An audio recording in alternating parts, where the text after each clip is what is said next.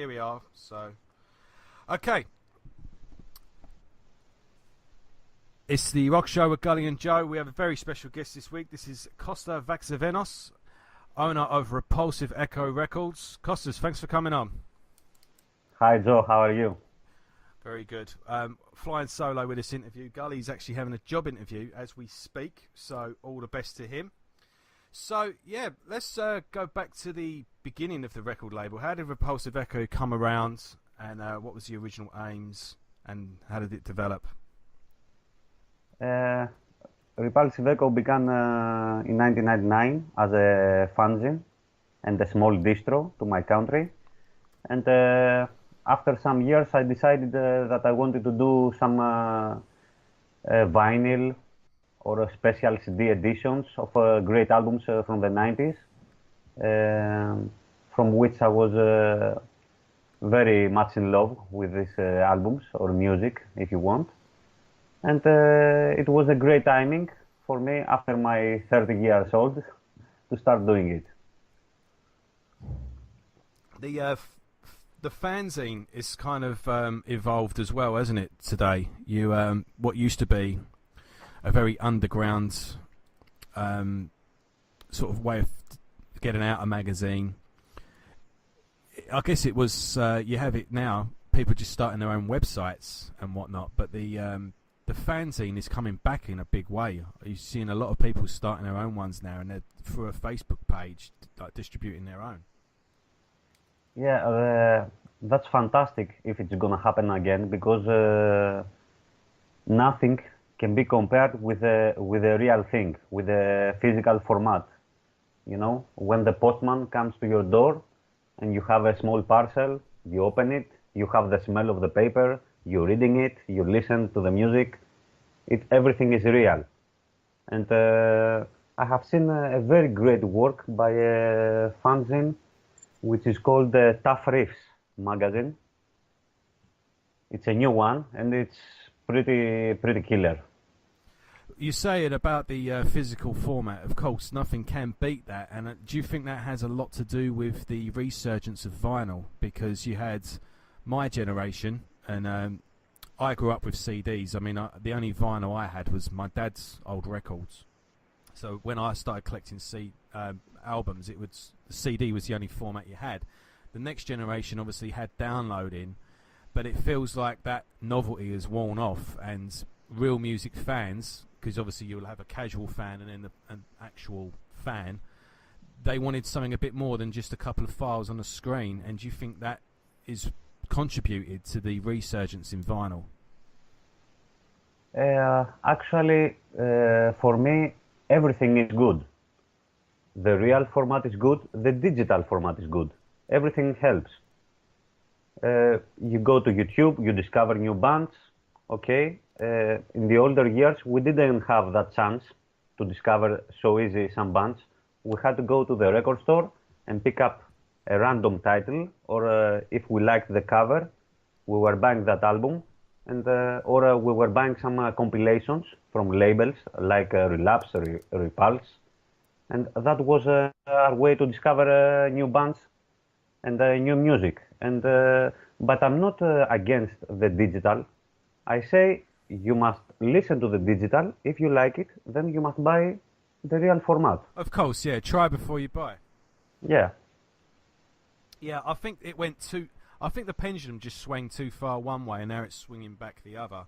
Because it is interesting the way vinyl did die. I mean, for a time, you wouldn't be able to find a record player unless, I don't know, you was a DJ and you went to a DJ store or something. But even then, you had the laptop.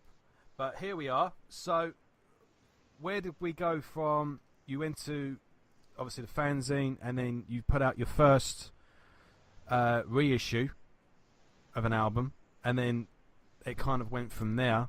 So, how does Repulsive Echo Records work today, and what have you got going on, and what's coming up? Our first release was a fantastic demo from the 90s, The City of the Dead by Diabolic from Florida. It was a demo that I had very much in my heart. and that happened in the 2014 February.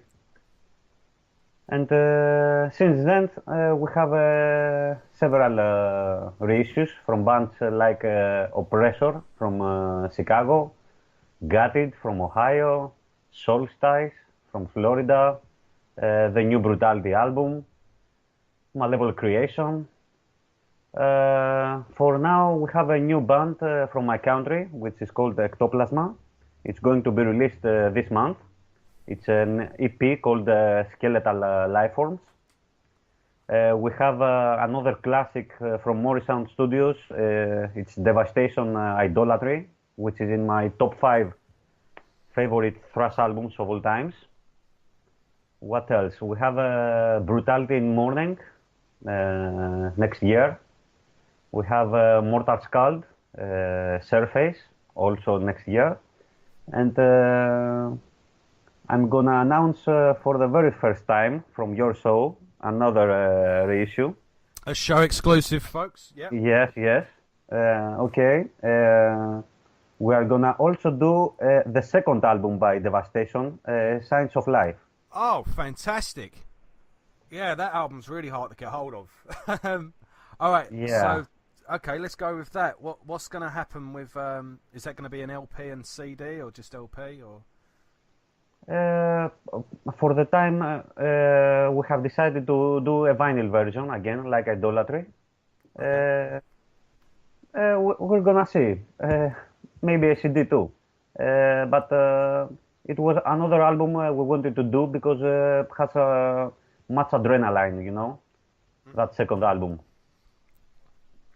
So there's a real, especially with I think with a lot. You're getting both now. You're getting a lot of young people getting into metal and discovering bands, and obviously they're doing their history, they're doing their homework, and a lot of older fans maybe are looking to buy records that they missed or lost. So the reissue is a big thing at the moment, and I think a lot of people, you know, they get into metal or they've got they have their Metallicas and their Slayers, but they want to dig a bit deeper and discover more obscure bands. And I know from my perspective, nothing makes my ears tweak when I hear an album is underrated. You know, this band should have been bigger, and the reissue seems to be a real exciting thing for a lot of people at the moment. I've been onto Repulsive Echo Records. I've got the Envenomed album. Mm-hmm. That was a particularly interesting one because you had to do the new artwork, and you got the good liner notes from, tell me the guy's name, it slipped my mind, Darren from CKY. Yeah. And you've got Idolatry by Devastation and the first Solstice album. So yeah, there seems to be a real hunger for rediscovering sort of lost gems and what would be classics, isn't there? Yeah. About the fans, unfortunately, there are not very new fans in the scene. I mean,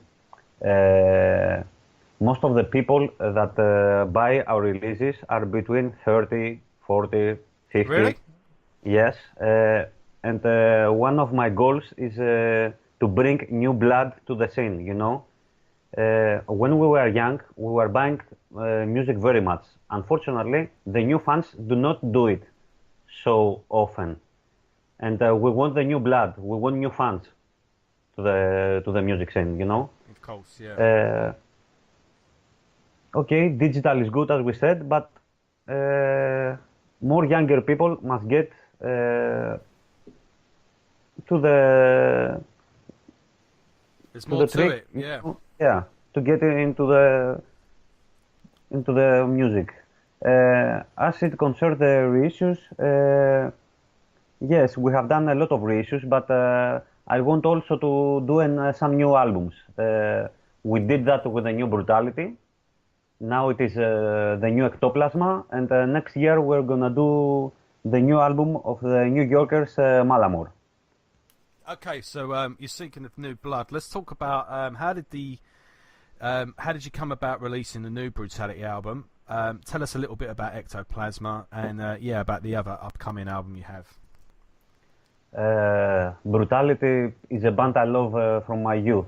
Uh, I bought their albums in the 90s, especially Screams of Anguish and When the Sky Turns Black. And now that we have all that access from the internet, I was a friend on Facebook with Scott Rachel, the vocalist. And one day I received a message from him if we were interested to license their album for Europe. I was amazed. It was a great honor for me. He said he was seeing what the Repulsive Echo was doing all these previous months. And I said directly yes, and we moved on with The Sea of Ignorance. We did a CD digipack version and then a vinyl. And I think it is a great return. It's a fantastic album. It bonds the past of the band. Plus, it has new elements which make the album sound fresh. Ectoplasma is a newborn band from my country and my town, Athens. And the vocalist John is a very good friend of mine. Their material is very old school, but also fresh. Nice riffs, heavy, brutal. The mini CD has an amazing cover to a Demigod song, which is very interesting. And about Malamor, I was also in touch with the band.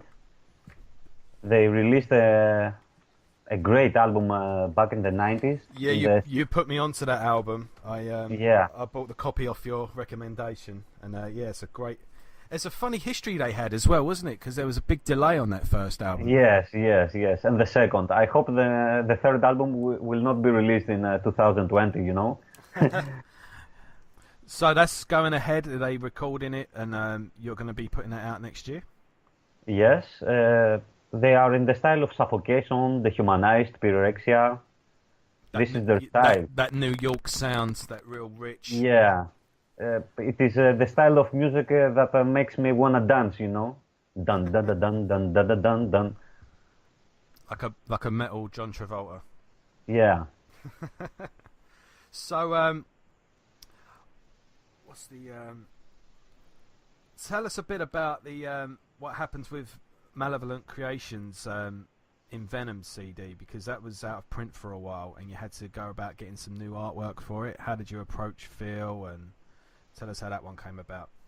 Yeah, it was last year that we were in touch with Phil. The last couple of years, we also did some T-shirts for them. Marlin Manson, Manson,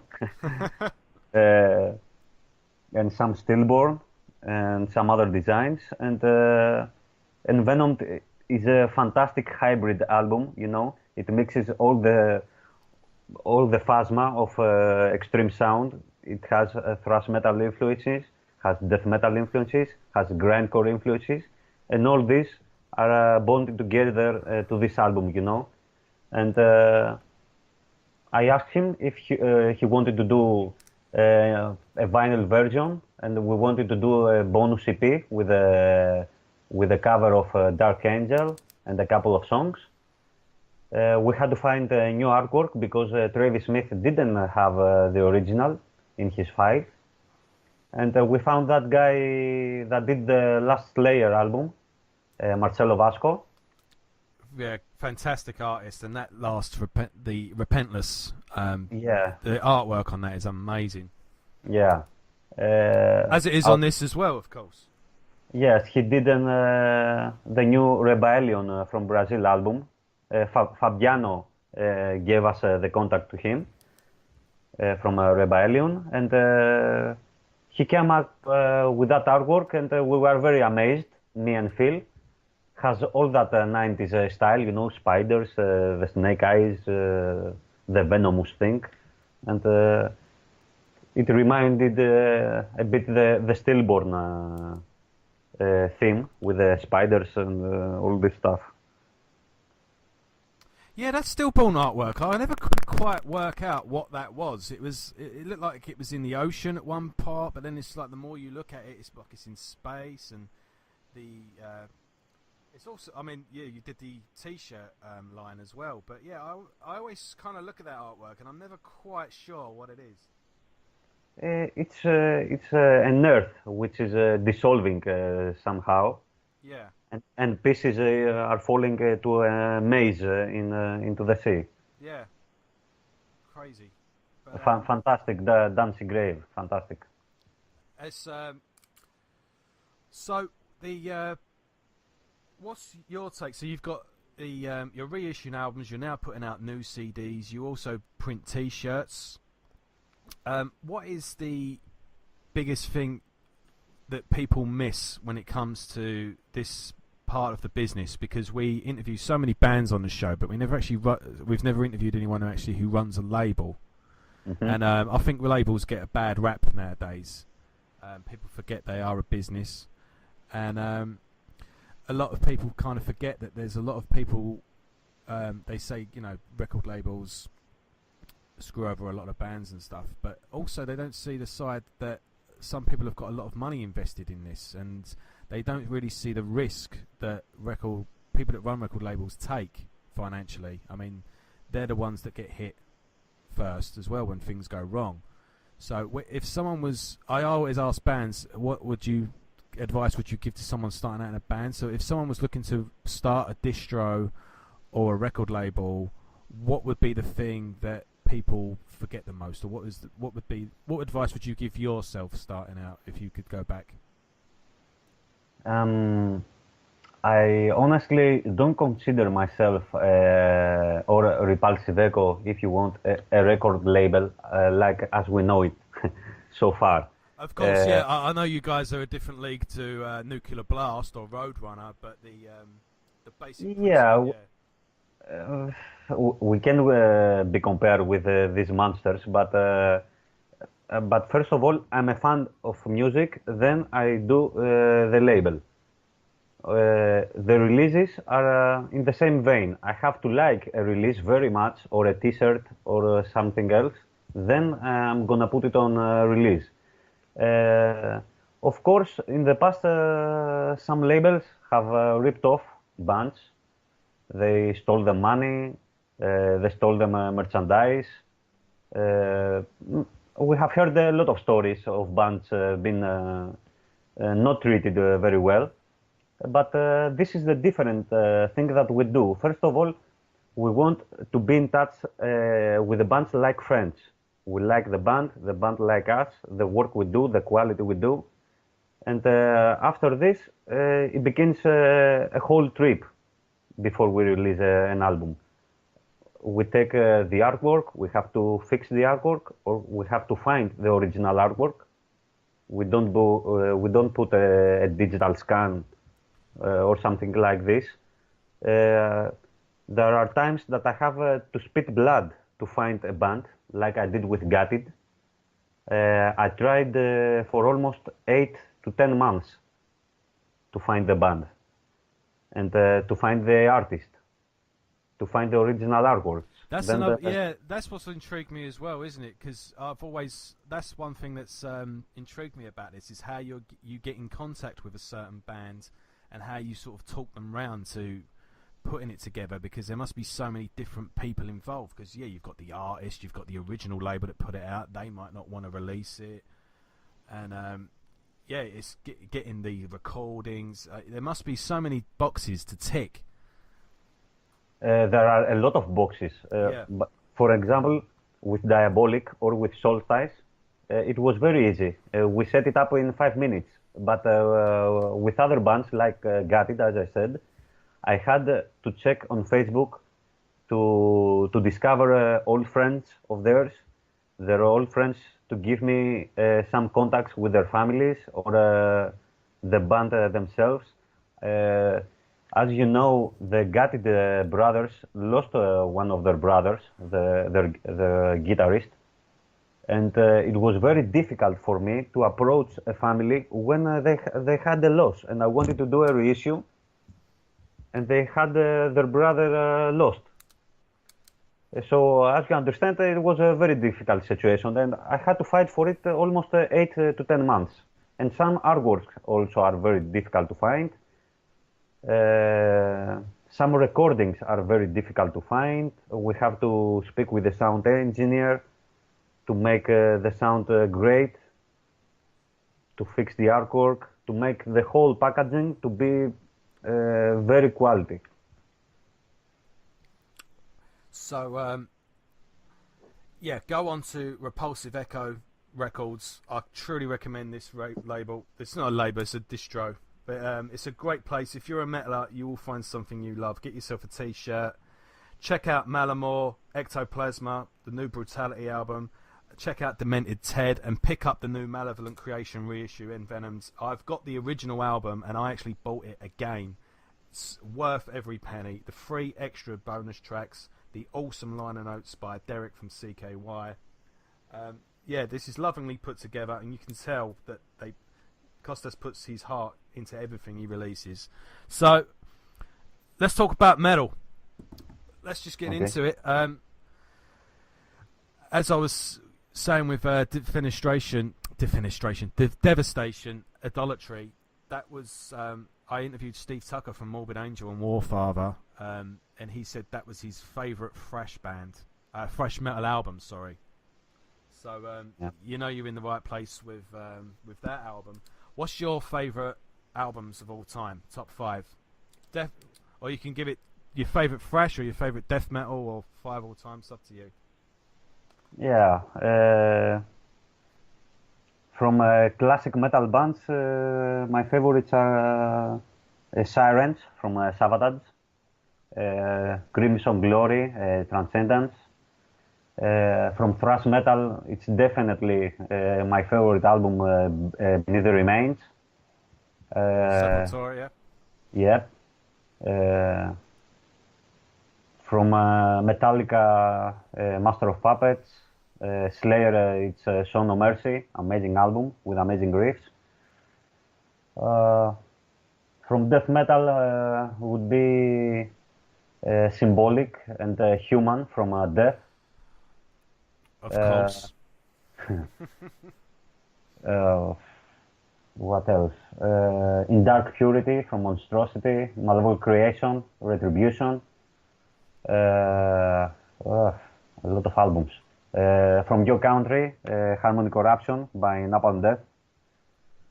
That album has haunted my youth.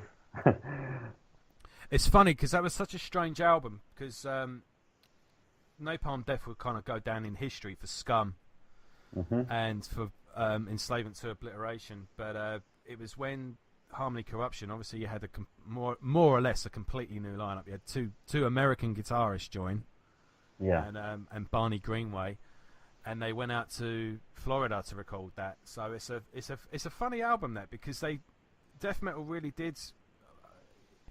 It's kind of a chicken and an egg scenario, because you had what Carcass and Napalm Death were doing, which kind of started out what would later be labelled grindcore, but then you had what Possessed and Death and Morbid Angel and whoever in Florida, and it kind of, with Harmony Corruption, that everything kind of merged with that album, you know. It's a real special album. Harmony Corruption is another hybrid album, you know. It mixes grindcore with death metal. Napalm Death began in the very early 80s as a hardcore band or grind band, but with all lineup changes, you know, after Lee Dorian left, Barney came in, 1990, 1991, death metal was in the top of the scene. Also, another bands were flirting with death metal, like Sepultura, Rise album. Yeah, for me, it's totally death metal. Yeah. Devastation, Idolatry also. The third album has a lot of death metal influences. So, Harmony Corruption fell on that era where death metal explosion was influencing everything, and it's a great album. So, out of the albums that you want, what's your holy grail in albums that you would love to reissue? Ah, definitely Dark Angel, the first album. We have arrived. Some monstrosity albums, not Imperial Doom. I would like to reissue Rise to Power and Spiritual Apocalypse. Um, Oh, the last two Monstrosity albums, yeah. yeah, they've never been on vinyl. Merciless Color Funeral from France. Divine Empire, Redemption. Do you think I that's think out of the realm of possibility? I mean, you've worked with Malevolent Creation now, so you may be in contact with Jay Black. Do you think that yeah, that and the Monstrosity albums? I think that's not too far out of the realm of possibility.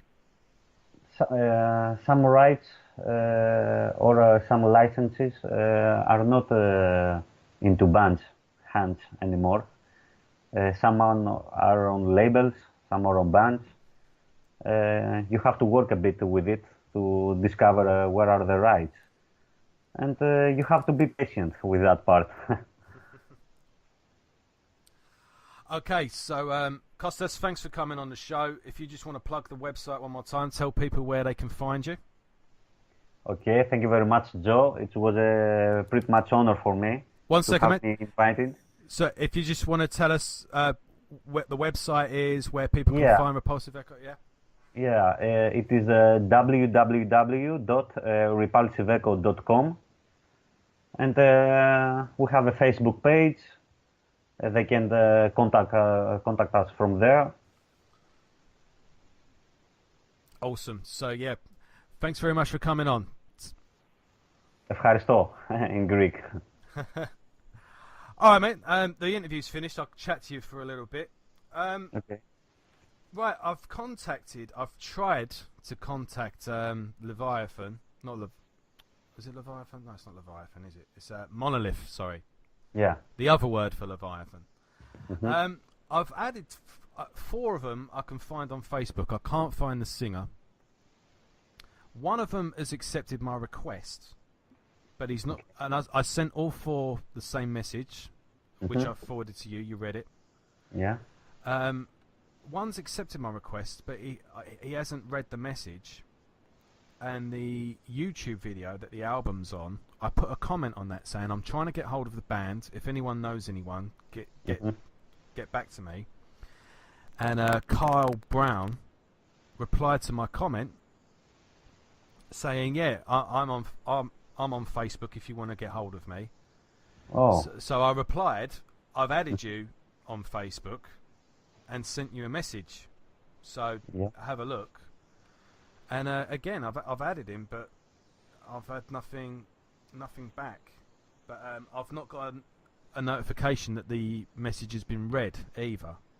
Yeah. So So he replied to the comment on he the replied to the YouTube comment video? on YouTube, but he hasn't accepted my request Wow. or read the message. So Okay, it's a first good step, I think. yeah, and a friend of mine knows Nicholas Barker Mm-hmm. because my friend's band is in the band Voices. Have you heard of them?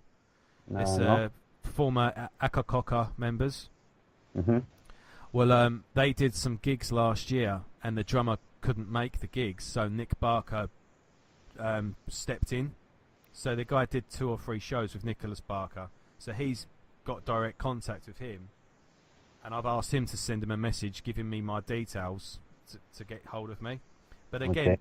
Nick, I've added him again on Facebook, and he's not accepted either yet. So I don't know how often these people go on Facebook though. So Okay, but, it's a good start. It's a yeah, good I'm start. working on it though. Since we find 2 members, well, with Gutted, I found the ex-wife of the guitarist that passed away, and I was messaging her for around 4 months until she replies to me, you know, about the Gutted rights, and finally she gave me the contact of Mike Ditch's brother, Mark Ditch, and that was the way I get in touch with them. 4 months. Yeah, yeah. So just persevere, I guess. I guess when I least expect it, I'll get a little message, and we can take it from there. But yeah, it'd be great to get involved in that and get that off the ground because it's a great album, and apparently it was never released. Apparently, never. So you could get brand new artwork, and yeah, it'd be good to get that. Yeah, that's an issue, the artwork, because I don't think there was an artwork. It's a test pressing only. Yeah, exactly. So you can get something brand new. Yeah, if you go to the Discogs site, Yeah, it's only the test pressing with the info sheet. yeah. So you can get, I don't know, someone you work with to do something brand new. Yeah, and the fans won't complain, because with Envenomed we had some complaints. Why you change the artwork? The original was better. You're always going to get that. Yeah, it's okay. I like the new one better. No, I prefer the new one. Like I say, I've got both now, but I prefer the new one definitely. Yeah. If Phil Okay. prefers the first new one, that's all there is to it, Yeah, he definitely does. And some fans didn't like the original. They said it looks like a shrimp. Yeah. I mean, it's Sort of like a seafood or something. And Travis Smith didn't have it. So what should I do? Yeah, exactly. Okay, man. So, yeah, in the new year, when's that gutted T-shirts getting printed? In Germany, we actually have a very good printer here in Greece. We did a lot of designs here, but the Malevolent creation I'm wearing, still Yeah, work. got mine downstairs. Yeah. And the gutted, which have a very bright colors, they need a special machine with 6 colors for front. And there is a guy in Germany which is called Black something, Black, who is doing a very great work. And we did the Malevolence there, and we are going to do the gutted there. And another special, which is not on air now, is that we're going to do an Solstice. Oh, what, the first album? Yeah. Yeah, long sleeves. Oh, cool. Oh, I'll get You one know? of them. With the iced guy. And Yeah. the sleeve we have that purple Solstice logo full over. Oh, definitely. I'll be getting one of them. Yeah. I've got. I'll show you what I've got.